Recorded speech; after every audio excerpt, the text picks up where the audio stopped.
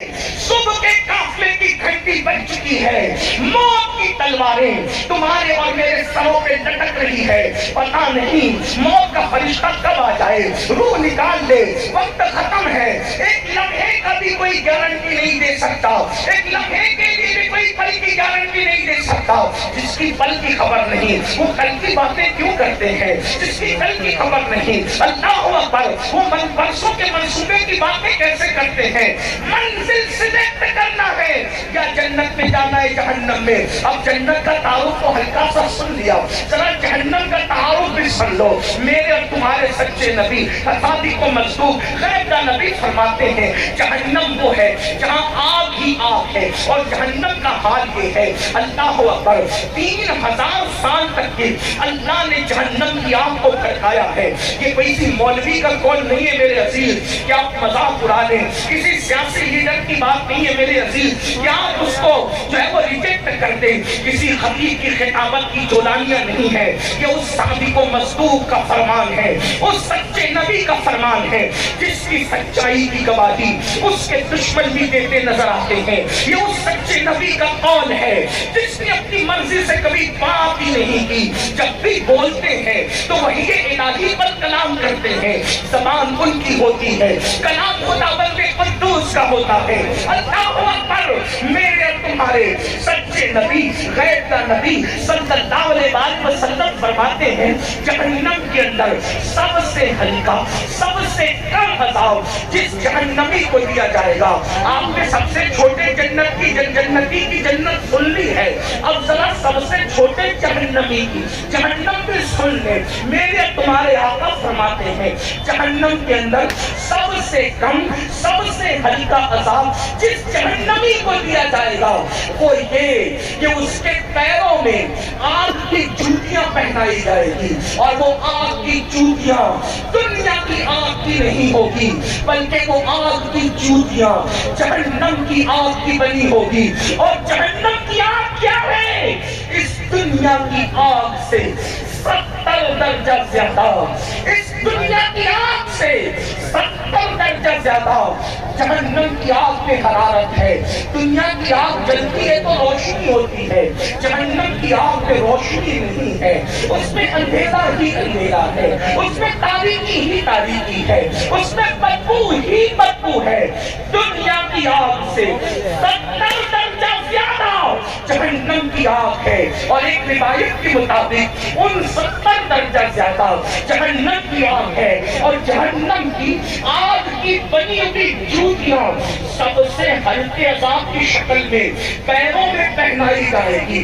اور جب جہنم کی آگ کی جوتی اس ہلکے عذاب کی شکل میں جہنمی کے پیر میں پہنائی جائے گی تو اس جہنم کی آگ کی جوتی کا اثر اس جہنمی کے دماغ پر یہ ہوگا کہ اس کے سر میں اس کا بھیجا ایسے کھولنے لگے گا جیسے چولہے پہ رکھی ہوئی ہانڈی کے اندر پانی کھولنے لگتا ہے، جیسے پانی ابلتا ہے پانی، اسی طریقے سے انسان کا بھیجا ابلے گا۔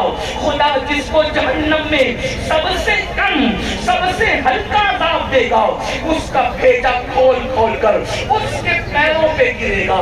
اب آئیے نا میرے بھائیوں، سب سے ہلکا عذاب یہ ہے تو سب سے بھاری بھرکم عذاب کیا ہوگا؟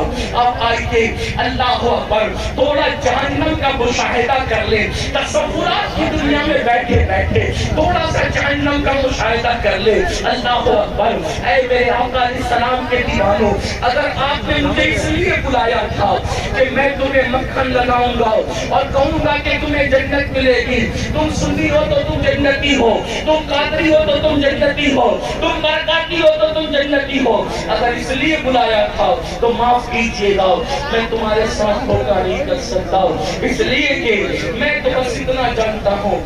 سنی کہہ کر اپنے آپ کو جنتی ہونے کا تم غرور کرتے ہو، ہفتے میں کتنے دن پاک رہتے ہو بتاؤ؟ جو ناپاک رہے وہ کون سا سنی ہے؟ جو فجر کی نماز میں سوتا پڑے وہ کون سا سنی ہے؟ اللہ اکبر، جو جنابت کا غسل ہفتے ہفتے بھر نہ کرے وہ کیسا آدمی ہے بڑی معذرت کے ساتھ سنیت چھوٹ گئی، سنی نظر آ رہے ہیں۔ اصل سنیت کیا ہے آپ کو بتاؤں؟ اصل سنیت کیا ہے؟ ذرا اصل سنیت سن لیں۔ میاں موجود ہے، مولانا علماء بھی موجود ہے، غلطی کروں گا ابھی مجھے ٹوکنا، انشاءاللہ آپ مجھے رکنے میں جری نہیں پائیں گے۔ ہمارا مسلک اور مذہب ضد نہیں ہے، اگر غلطی ہو تو آپ اس طرح کر سکتے ہیں، غلطی تو انسان ہی سے ہوتی ہے۔ آپ نے خطیب کے طور پہ انسان کو بلایا، فرشتے کو نہیں، لیکن علماء کی توجہ چاہتا ہوں، میں ان کی معلومات میں کوئی اضافہ نہیں کر رہا ہوں، لیکن ان کی دعائیں لینے کے لیے توجہ چاہتا ہوں۔ ذرا غور سے سننا، دل کے کانوں سے سننا۔ رات کے 3-4 بجے تک نرم نرم گدوں پہ لیٹ کر زنا کی فلمیں دیکھنے والوں، یہ میری مائیں اور بہنیں بڑے بھولے والے چہرے لے کر کے پردے میں بیٹھی ہوئی ہے۔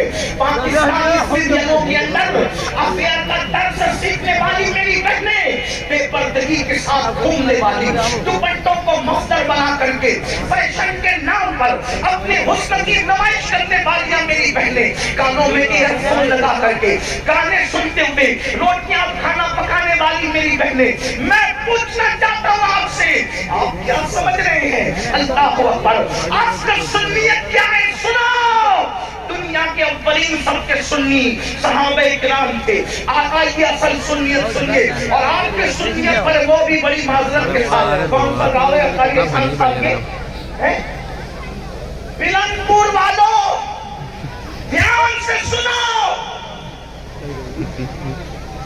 آپ سنیت کی بات کریں، صفی اول کے سنی صحابہ تھے، یہی اپنا عقیدہ، کیونکہ سارے مکتبہ فکر بدعتی ہے سوائے اہل سنت، کیونکہ سب بعد میں پیدا ہوئے اور ہماری کڑیاں صحابہ سے ملتی ہیں۔ صحیح؟ اب پہلی سب کے سنی کیا تھے، تم کیا ہو؟ اس لیے کہ میں یہاں بیٹھ کے کہہ دوں میں وزیر اعظم ہوں، مان لو گے؟ آپ کہیں گے دلیل دیجیے، ہم تو آپ کو چہرے سے بڑا شریف سمجھتے ہیں، ابھی اتنے جھوٹے نکلے، منبر پہ جھوٹ بولتے ہو میں وزیر اعظم ہوں، دلیل کیا ہے میرے پاس؟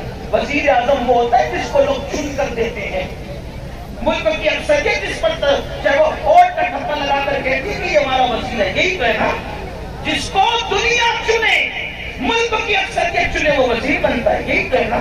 آپ کو کس نے چنا؟